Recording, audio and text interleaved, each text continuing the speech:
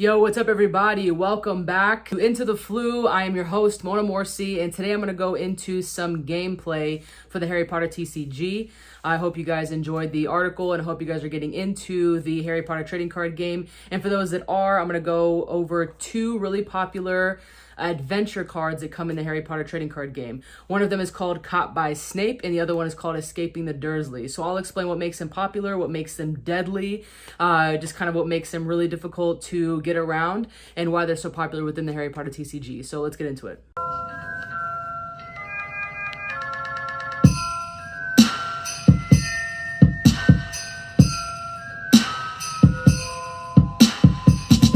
All right, let's get into it.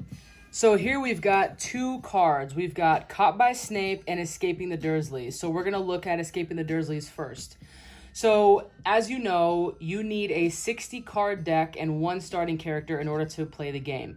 So in order for you to play spells and most other cards, you need lessons. These are what the lessons look like. There are 5 types of lessons. So we've got Carrot Magical Creatures here. And then of course we have Potions, Charms, Transfiguration, and Quidditch. So we need lessons in order to play our cards.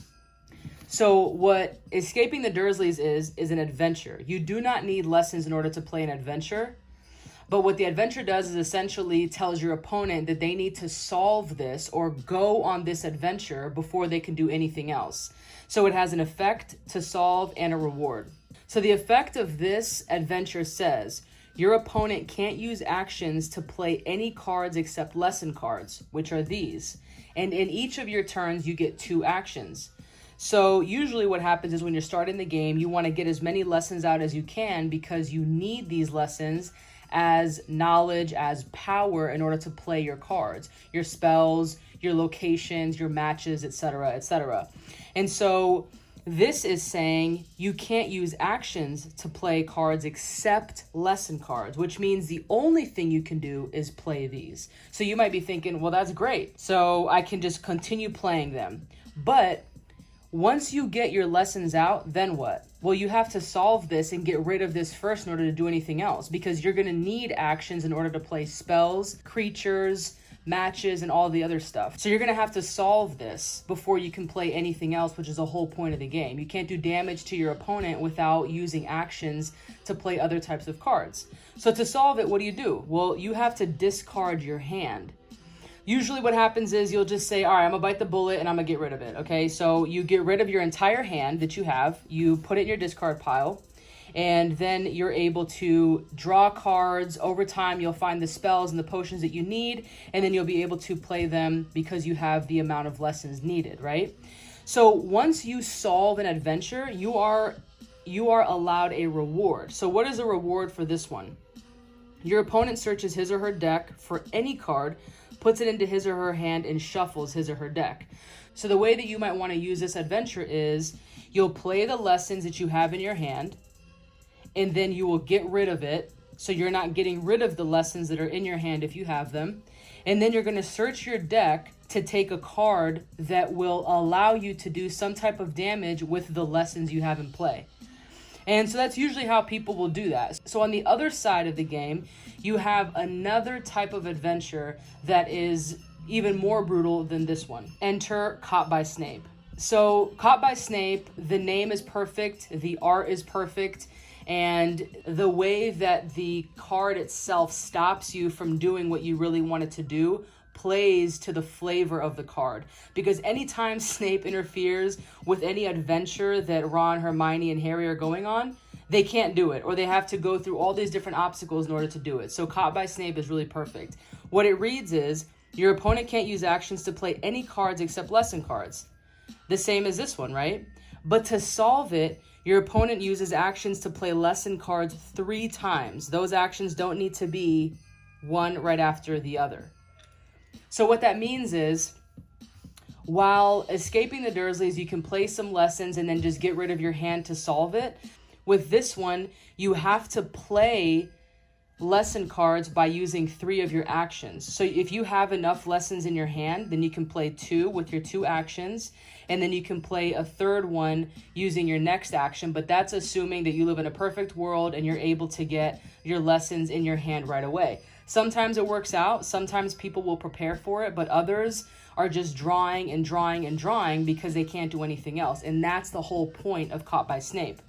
So what happens is you end up finding yourself drawing so many cards because you can't use actions to do anything except play lesson cards. So what does that mean? You draw your card to start your turn, and then for your 2 actions, if you don't have lesson cards to play, all you're going to do is just draw. That means you're continuously adding cards from your deck into your hand. And if you don't get lessons in there, then you really can't do anything else. So the reward for Caught by Snape is your opponent may put any number of lesson cards from his or her hand into play. That is just adding insult to injury. So if you barely were making it with 3 lessons and you were able to put them in play in order to solve Caught by Snape, if you were to add any more lessons from your hand, let's say that you had 4 lessons in your hand and you added the 3 of them in order to play this over a couple turns, in order to solve this, which means you had 3 lessons that you put in play. If you add that 4th one and then your opponent plays Caught by Snape again, then that means you are stuck back in the same place, which is allowed to happen because you're allowed 4 of most cards in your hand. And so then if your opponent says, I'm going to play this again, you just played that 4th lesson thinking that you were going to be good and you're able to get out of it. So Caught by Snape and Escaping the Dursleys are 2 really, really brutal cards that a lot of people love to have in their decks because it essentially holds the opponent hostage. They can't do anything but play lesson cards. And that's sometimes really annoying, especially when it comes at a later part of the game because your lessons are already in play. You're just trying to do as much damage as you can to get your opponent to deplete their deck. So if one of these adventures is played, then you might end up losing the game just by continuously drawing cards from your deck. So Escaping the Dursleys and Caught by Snape are really good cards to have in your deck. So for those that are getting into the game and you want to build a really good deck and be able to have some of that insurance, if you will, and ensure that you can stop or slow your opponent down while you're trying to get your own lessons and own spells and own creatures out, then having these 2 in here will definitely help. For those of you that want to get into the game, please consider joining the Discord league where we host 2 games every single week and it's live using physical cards like these. Thank you for taking interest in the Harry Potter trading card game and for checking out this video. We will see you next time. All right, everybody, that'll do it for today's episode. Thank you for stopping by and watching. For those that are interested in playing the game, please join the Into the Flu Harry Potter trading card game dueling league that meets up twice a week.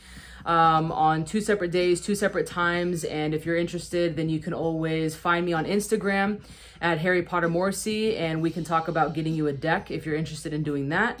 Or if you want to just stop by the Discord and watch some games, you're more than welcome to do that as well. So we'll leave the link for you in the article here below so that you guys can have access to that. And as always, stay safe and have fun.